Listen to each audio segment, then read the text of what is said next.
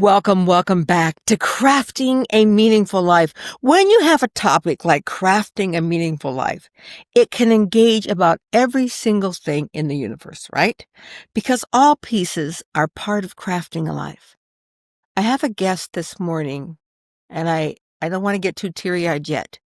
I have a guest this morning that is going to speak to us about something that I have thought about since I was a small child.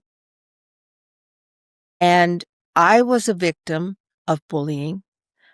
I survived bullying, but there are so many people and so many children that I'm aware of, even that I was aware of as I was a victim.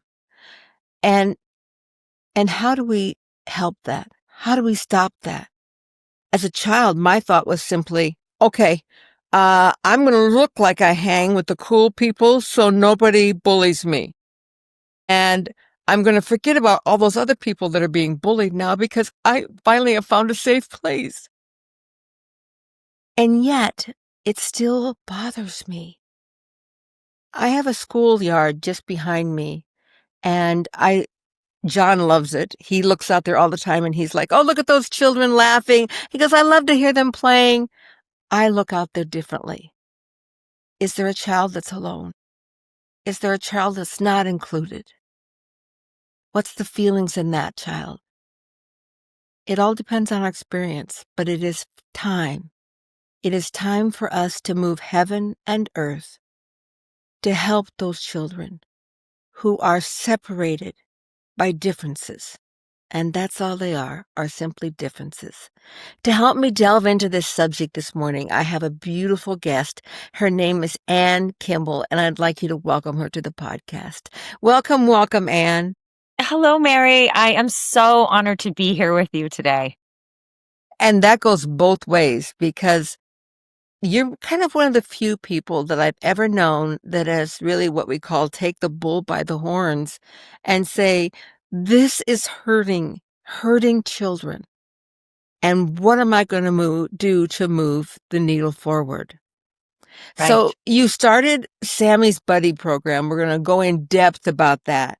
But I want to know a little bit about you first. And you live here in Utah, in Salt Lake. Tell me a little bit about your background. Yes, born and raised here in Salt Lake. I lived away for a while for education, but my degree is in education. I have spent some of my career teaching high school, running tutoring programs specifically focused on students with disabilities. And I worked in the nonprofit sector, and I was honored to be part of the beginnings of Sammy's Buddy program here in Utah. Wow, that's amazing. This must be something that I'm supposed to be doing, because let me just tell you, today I'm having lunch at a woman who has a disabled daughter, and she's had that disabled now. I think her daughter is 17, so a long time. Last week, I had lunch with someone that's going to the state legislature to raise funds so they can be more aware of disabled people, and that if we can help them now, when they're younger, Right. we actually save the state money rather than having to take care of them later on. Because so many of them are capable, and yes, they need those opportunities to be participating, connected individuals in our society. Yes. And now I'm sitting here with you. And you're going to talk to me about Sammy's Buddy program. Where did the first inklings of this program start? So Sammy's Buddy program started in Colorado. Samantha Lowy was a beautiful girl who was born with muscular dystrophy. And when she passed away in her early 20s, her mom started this incredible organization.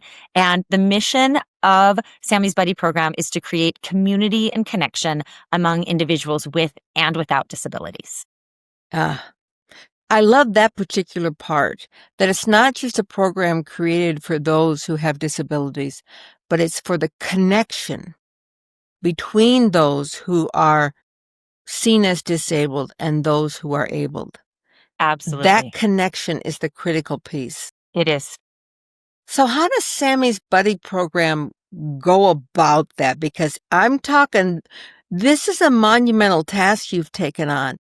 It's not just a matter of talking to students and saying, okay, you need to be friends with these guys and go Right. over there and sit with them at lunchtime, will you? It's so much more than that. It is so much more because at its core, Sammy's Buddy program, let me start again. At its core, Sammy's Buddy program exists because everyone deserves the opportunity to belong. Belonging matters, connection matters. And so we've run a variety of programs in order to facilitate this connection. One of them, the first and I would say foundational part of the program is our buddy activities. And we pair students with and without disabilities in schools and communities throughout Utah, kindergarten all the way through post-secondary.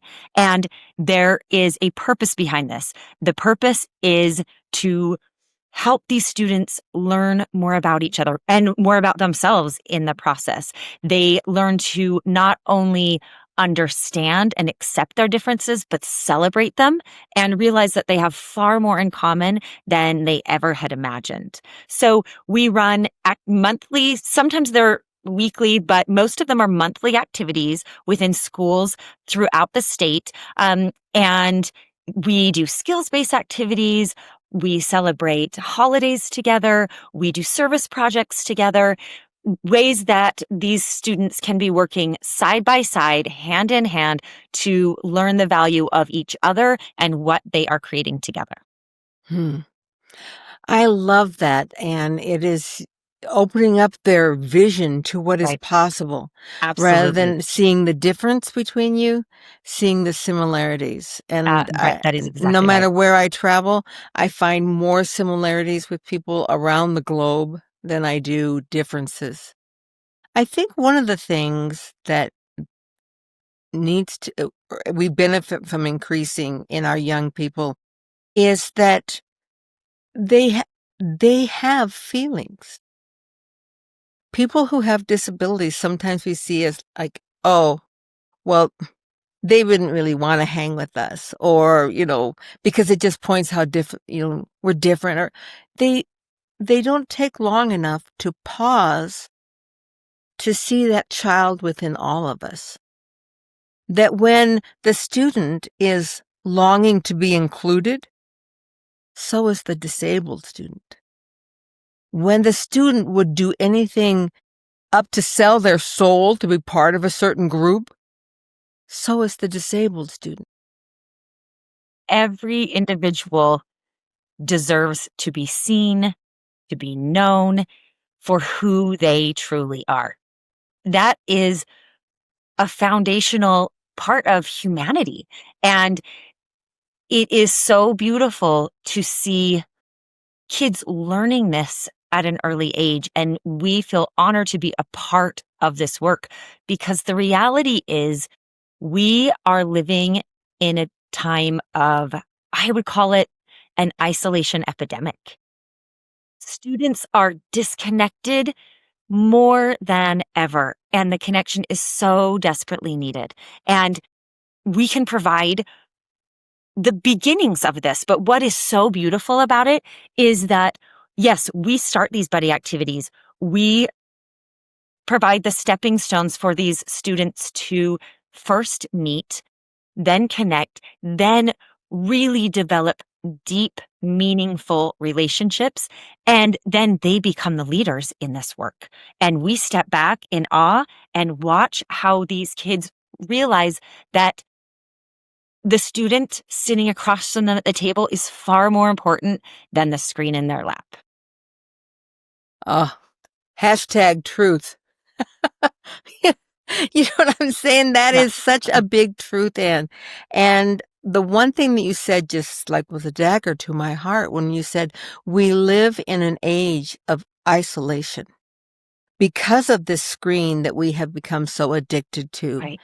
And that the fears that we're experiencing in those screenshots when we're like, well, how many likes did I get? Or the FOMO, where it's like, oh, how come they went to the mall and they didn't invite me? Or what party was that? Or why are those people hanging out? And why can't I look that beautiful in my shots? And oh my gosh, it's just degradation, self-degradation every single day if we're not helping our youth lift out of that. Right. And creating opportunities for real human contact. And of course, this program started to benefit students with disabilities. That is where our founder, where her heart and passion Sure. began. And yet we have seen that, of course, it is just as beneficial for everyone Yeah. involved. I have a few stories I can share with you. One, we had a program in an elementary school, and we had a group of, this is a Title I elementary school, and the administrators were a little worried about some of these fifth grade students participating. There was a group of boys who she said, I have been struggling with them since kindergarten. I don't know that they will be respectful. I don't know if they will be kind. I don't know if they will bully these kids with Mhm. disabilities. And what happened was simply magic. This was the first time that these kids had been looked up to, that they had been given leadership roles, that other peers were counting down the minutes till they got to be with them. And what happened is this group of boys who had been known as troublemakers before emerged as leaders. They, as students without disabilities, but who obviously had struggles of their own because of the way that was, Yeah. how that was manifesting in their behavior. This is the first time that they felt seen and known and appreciated and valued by their buddies with disabilities. They had the best behavior they had their entire elementary school so that they could earn these buddy days. And they, through the rest of the school year, became these leaders within their grade. It was just beautiful. And we see this over and over again, how important this connection is and Mm. why it matters for all of us. I think that is magical. That is just such the most beautiful story that you can imagine, that the boys, this group of boys who thought their way of being included was through getting, attention through a negative thing, of bullying, Right. through being the actor outers. That sounds vaguely familiar to my childhood. But, that here was a positive way that they could be known for great things instead of being known for things that were acting out. And they began to see value in themselves. And Yes. that was mattered. That is where the shift began. And then the goal and the hope is that that is then carried on through the rest of their schooling, the rest of their lives. It may have been the first time that they felt like I matter in someone else's life. Uh, I matter in someone else's life.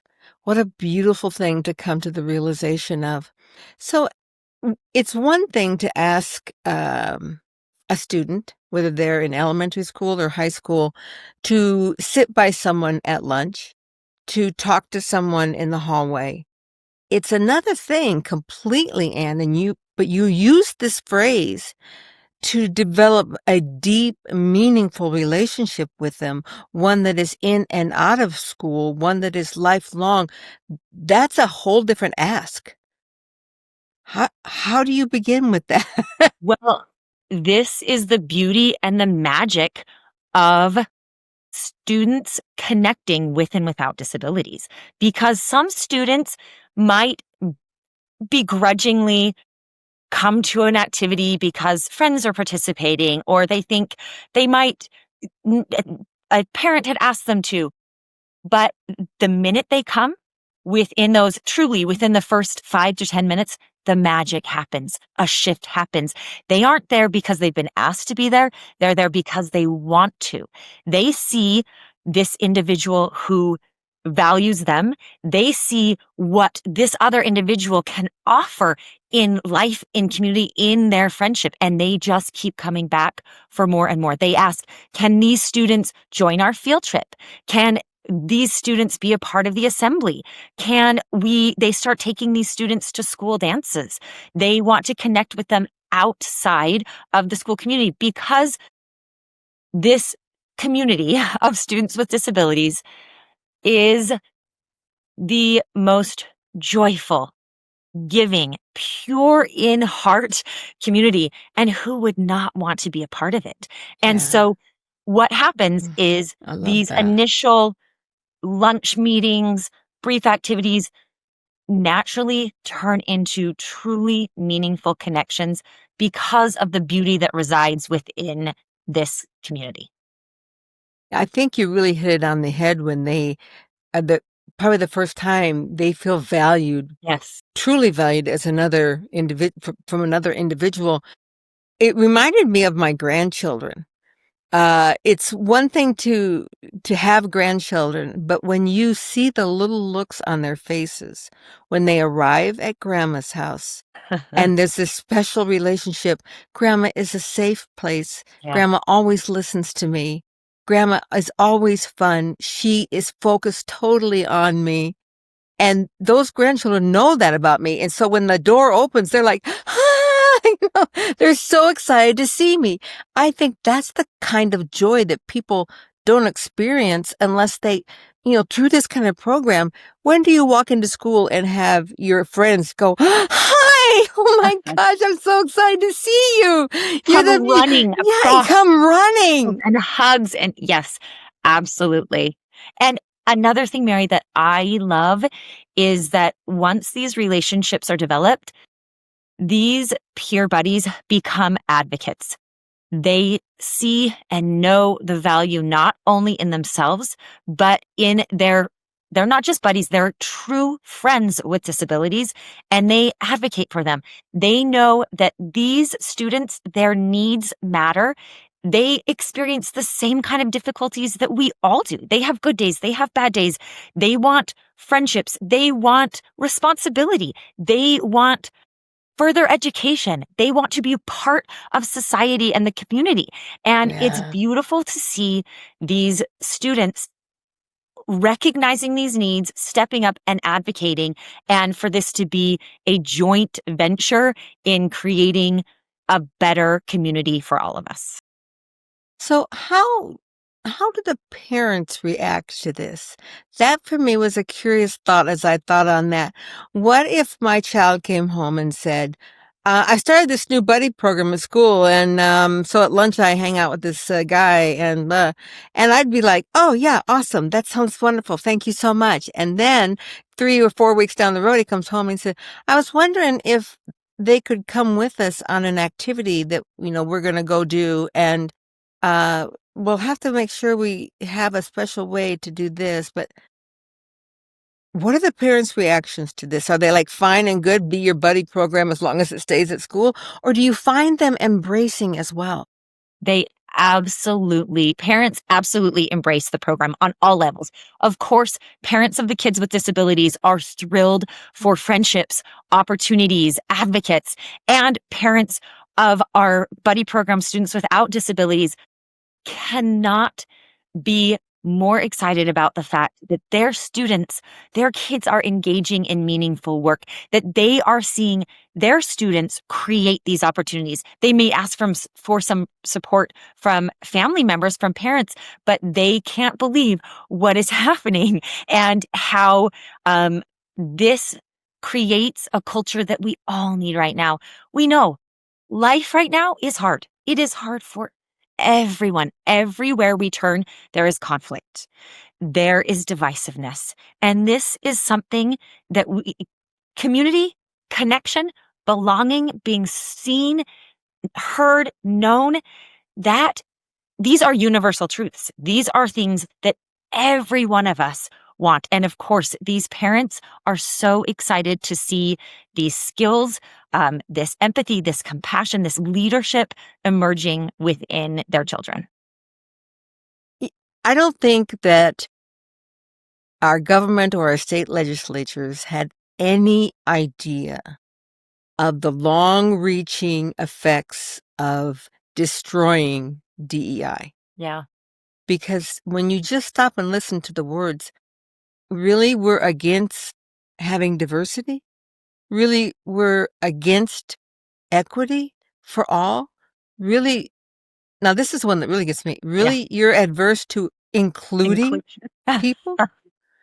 And I saw, because I work at a lot of universities and colleges, I saw the direct results of that. Yes, they didn't want there to be any gay clubs on campus. That was their goal. Let's just say it out loud, okay? But what happened when you made that rule is then suddenly the Hispanic center went away. Right. And suddenly the center for women went away. And people were arriving on campuses like, I'm just supposed to fit into the mass, and I don't. And so by focusing on what that has done in our communities, it's fostered this feeling of, I don't need to include you. There's no value in including you. And that's what we're hearing from the top down. So we want to be the voice that stands and says, there is so much value to include all this, all these people, and to see them as people, as humans, and not to belittle them. And of course, they would never think, well, I wasn't talking about handicapped people. Right. Well, that's what that was the consequence, right? Yeah. And the reality is that families of kids with disabilities have had to fight tooth and nail for decades. Yes. For accessibility, for inclusion, for basic human rights, let alone opportunities for these kids to fulfill the potential that they have. These kids have so much potential. They can do hard things. They can lead themselves, but parents and families have had to fight, and now they have to fight even more for resources, for accessibility, for a seat at the table. That is being taken away week by week. And their humanity is being stripped away. And so in some little way, as frustrated as I am on a weekly basis, I am grateful that we can be filling just a little bit of a gap in helping these kids be seen, known, heard, having their peers advocate for them and saying, this isn't right. Our peers deserve X, Y, or Z. How can we help make this happen on our own? If it isn't being fulfilled on a state level, what can we be doing as a community to support these amazing kids and families? Yay. And so maybe define for me and for my audience, how do you define a person with disabilities? And what are some of the examples when you talk about people with disabilities? What are they, just physical? Are they mental? How do you define a disabled child? We have students with physical disabilities and intellectual disabilities. And the beauty of it is we welcome them all.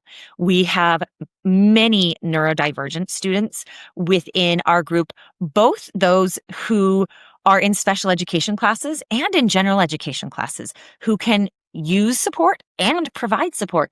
We have students we have students with Down syndrome, we have students with cerebral palsy and muscular dystrophy, a variety of disabilities. We have students who are dyslexic, who are deaf, who are blind.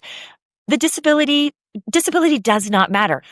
We see that as an opportunity to teach others about our uniqueness, and that provides an opportunity to connect and to show how we all have differences, but we all have similarities as well. Yeah, I love that broad spectrum type of definition, that in some ways, don't we all have some disability? Absolutely. And I hear people talk about autism, and I've seen that word enough, neurodivergent, and I'm like, okay, there's a definition for that word, because it's now the hot button word. It's everywhere because there's so much variety on the autism scale, on the autistic scale. And I was having lunch the other day with someone, and they said, "Well, I'm neurodivergent." And I was like, "I didn't know. What do you mean by that? Like, you seem just like me, you know?" And then she said, "Well, you're probably neurodivergent as well, Mary." And I was like, "Okay, I'll take that. That's probably fair." But she said, "I'm autistic, but I'm high functioning autistic.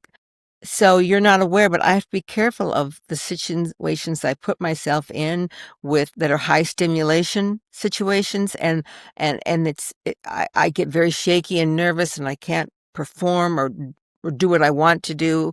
And so give us a definition of this neurodivergence so that people are on that page when they see that. Yeah, well, it is it's autism or neurodivergence. It's a spectrum, right? And so that just means that brains function differently. Some individuals who are neurodivergent are hypersensitive to sound or texture or smell or taste. Some are highly sensitive to lights, to large crowds. Others, it affects the way they connect socially. It so it is big spectrum. But when you had lunch with this woman, wasn't that a gift to learn about Absolutely. her, for her to open up and tell Yes. you that I am just like you. All of us, our brains function in different ways, but she has learned about herself things that work better for her, that are challenges for her, like we all do. And the more we're educated, the more we learn, the more empathetic we can be, the more Yeah. open-minded we can be about others and their behaviors within certain settings, that we can give each other grace because so many individuals are struggling in this world and many of them Mhm. might be neurodivergent and we may not know that. So some disabilities are more easily identified, but some are not. And so that is one thing I do love about our program is that we welcome everyone and we learn about each other. We encourage individuals to share their stories. What makes you like your buddy? What makes you different? Express what is hard for you. Let our group know how you can be supported, how you can be celebrated. And it's an education and it's a process for all of us, including me. It is an education for all of us. That's one of the things about having you on my show is I'm just like learning and downloading all these things. I can't wait to take it all in and listen again when we're done. And so do you have a website that Yes. talks about this program, and how do people become involved? So our website is sammysbuddyprogram.org and it tells you about our various programs. I've talked about our foundational program, our buddy activities, but we also run leadership academies that go hand in hand because leadership naturally evolves out of what we are doing and this connection that is being created. I used to be an English teacher and literature is a beautiful way to teach empathy, understanding. So we have what is called an inclusion library. And these books are each year we add chapter books and picture books to the libraries. There are currently 30 titles in our library, and each book features a protagonist with a disability. And those range from picture books about Louis Braille to chapter books about a middle schooler who has autism to a chapter book about an individual who is deaf. And we also have teachers who work with us to build curriculum to standards-based, nationally based curriculum to be able to teach all students in their schools in that particular grade about these books. And when we sit in literature, we oftentimes, many of them are written in first person, and we can hop inside the mind of someone who's different from us. We all know literature does that. And so Yeah. that is one of our programs is that we donate to all of our participating schools and classrooms, this inclusion library. We provide supporting resources. So we have our buddy activities, we have leadership academies, we have inclusion libraries. And another thing that we do, we saw that within schools, we had large groups of students who were participating in our buddy activities, but we wanted to make sure we were reaching an entire student body. So we Ah, have started what we call kindness campaigns. And the purpose of kindness campaigns is to spread this goal that is attainable, to create kinder, more connected schools across the board. And we use our buddy program students as leaders to create these kindness connection weeks. So that is another part of our program. And all of these details, more details about these programs can be seen. And you can learn more about our website, sammysbuddyprogram.org. That's with a Y, SAMMYS, sammysbuddyprogram.org. And if you want more info, if you want to volunteer, there is information there about how you can do so. And anyone who wants to be involved, there are places you can reach out, and we welcome questions. We welcome mhm. community connection. We love volunteers. And one of our favorite things is our community partnerships. We Uh, partner with Utah Down Syndrome Foundation. We partner with National Ability Center. We partner with University of Utah Athletics. That is a beautiful partnership where we have student athletes who join us in our activities. Our buddy program students are welcomed onto campus to have these incredible experiences with student athletes. So wow. we are trying to truly change the culture of what inclusion, acceptance, and connection means, which is Ugh, something every one of us needs in this day and age everyone. more than ever. Oh my goodness, Anne. We were talking about this buddy program for most of the program, and I didn't even realize that you have this inclusion Yeah. library. That's a beautiful resource for people to step into. And then the kindness part, this is our special day of kindness. How many acts can you do? This is, blah, blah, blah. And there are many things around kindness in our state out there right now. We've got the show, um, on KBYU TV, Random Acts of Right. Kindness. And those are great, big kind of acts of kindness, but we can all do those small acts of kindness. Right. And for me, that always just starts with a smile. It I'm amazed at the people that I smile at who smile back. And, somebody said, "Mary, that's because your smile is infectious." And I said, "No, that's because I just do it a lot." And so that can be such a small thing to smile back at people, and you've got all together in one. Hmm, Well, take a and one breath. of the beautiful parts about that is when we run these kindness campaigns, the ideas come from our students.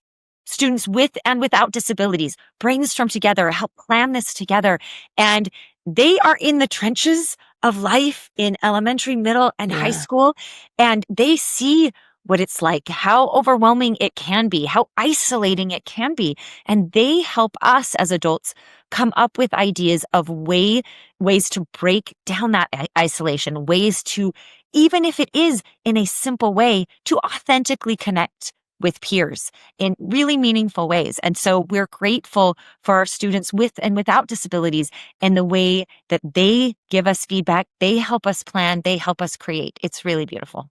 Uh, Truly is beautiful. So at the end of this podcast, Anne, we're going to include your website and any other links that you would like for us to include so that people can jump on and find you immediately. So after this, if you would send me an email with all those things on it, because I want to make sure people, it doesn't matter if your children or you are disabled or not, both sides of the spectrum will want to be involved here and to help.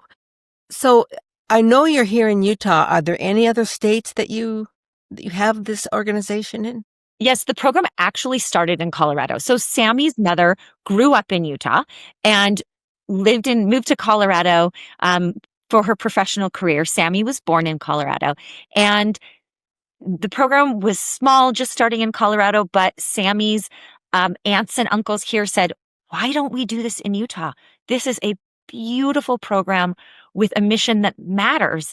And so 7 years ago, they reached out to individuals in the disability community, nonprofit community, education community, and I happen to be a lucky recipient of one of those emails. And so that is how it has come here to Utah.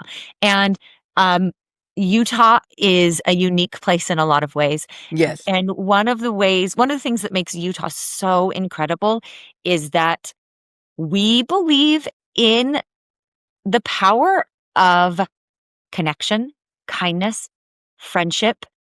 When someone needs something, generally Utahns jump on board. And so this program has taken off. Of course, there is a need. The disability community in Utah is large. We have a lot of kids who need support and services here in Utah. We also have a large community who is ready to serve, to connect, to lead. And so our program has just grown. 7 years ago, we were in 2 elementary schools. This year, we will be in 27 schools. We run 34 programs in 27 schools. So we will serve 15,000 students in the course of these 7 years. I am so grateful to live in the community that we do. Absolutely. And I can just already think of all the women that I talk to on a daily basis who have disabled or children in the spectrum. That's how they call it now. I have a child that's in the spectrum. And I'm like, first I was like, is that some ride in Las Vegas? What? I don't know what that is. And then I began to understand it. So I have a lot of women, and I would love to be able to connect them to your program, and to give them a place to serve, to have information, to feel that they're not alone, and support. Yes. Thank you so much, Anne, for what you are doing in our community. And what if someone in another state wants to start this program in their state? Is that That would be possible? absolutely. It just takes a committed person who believes in this mission, and it can start small, but the size doesn't matter. It's the intent behind it. And so we Yeah, are happy to help anyone start this program anywhere that there's a need. And the need is universal. it truly is. Because as we said when we started, we are more alike than we are Yes. different. And we all want to feel included, accepted, loved, and of value. And thank you for what you do in our community. And my invitation is for everyone to jump on board. What a beautiful place to serve, to volunteer, to be involved with, whether it's you as a person, whether it's your women's club, whether it's your children and their groups. What a beautiful place to spend time. Thank you for being with us, Anne. And as always, to all of my listeners, be about crafting your meaningful life. Don't just be the bobblehead doll waiting for life to hit you, but be proactive in creating the life you want. Namaste. Crafting a meaningful life.